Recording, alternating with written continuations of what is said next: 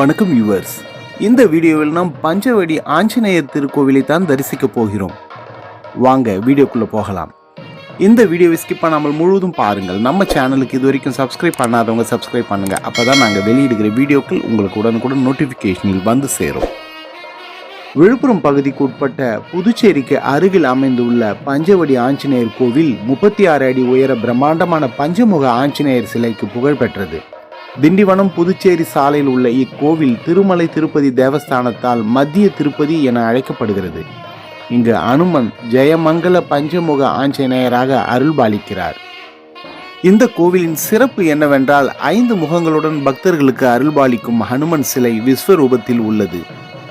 ஒரு மாலை நேரத்தில் இந்த அனுமனை தரிசிக்கும் வாய்ப்பு நமது குழுவிற்கு கிடைத்தது. இங்கு மூலவர் ஜெயமங்கல பஞ்சமுக ஆஞ்சநேயர்.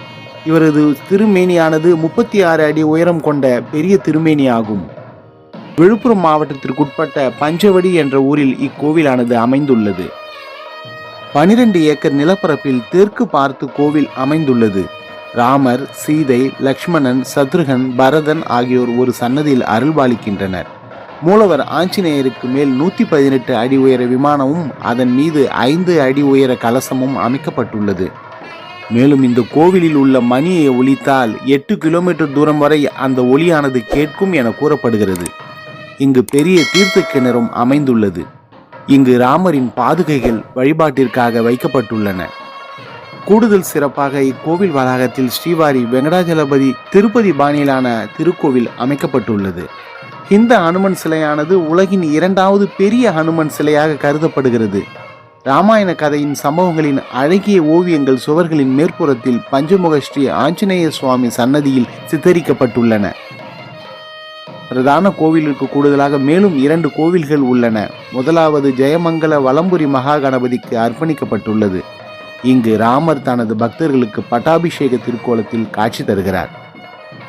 ராமேஸ்வரத்தில் காணப்படும் மிதக்கும் கல்லின் ஒரு பகுதி கோவிலில் தரிசனத்திற்காக வைக்கப்பட்டுள்ளது. 8 கிலோ எடையுள்ள இந்த கல்லை தண்ணீர் நிறைந்த ஒரு பெரிய பாத்திரத்தில் போட்டு பூக்களால் அலங்கரித்து வைத்துள்ளனர். இக்கோவில் காலை 6 மணி முதல் பகல் 12 மணி வரையிலும் மாலை 4 மணி முதல் இரவு 8 மணி வரையிலும் பக்தர்களுக்காக திறந்து வைக்கப்படுகிறது. திண்டிவனத்தில் இருந்து புதுச்சேரி சாலையில் 29வது கிலோமீட்டரிலும் புதுச்சேரியில் இருந்து திண்டிவனம் சாலையில் 10வது கிலோமீட்டரிலும் இந்த கோவில் அமைந்துள்ளது. இது புதுச்சேரிக்கு மிக அருகில் அமைந்துள்ளது.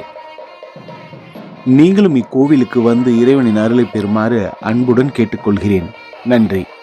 இந்த வீடியோ உங்களுக்கு பிடித்திருந்தால் ஒரு லைக் பண்ணுங்க, கமெண்ட் பண்ணுங்க. நம்ம சேனலுக்கு இது வரைக்கும் சப்ஸ்கிரைப் பண்ணாதவங்க சப்ஸ்கிரைப் பண்ணுங்க. கூடவே பக்கத்தில் இருக்கிற பெல் பட்டனை அழுத்தி ஆல் செலக்ட் பண்ணுங்க. அப்பதான் நாங்கள் வெளியிடுகிற வீடியோக்கள் உங்களுக்கு உடனுக்குடன் வந்து சேரும்.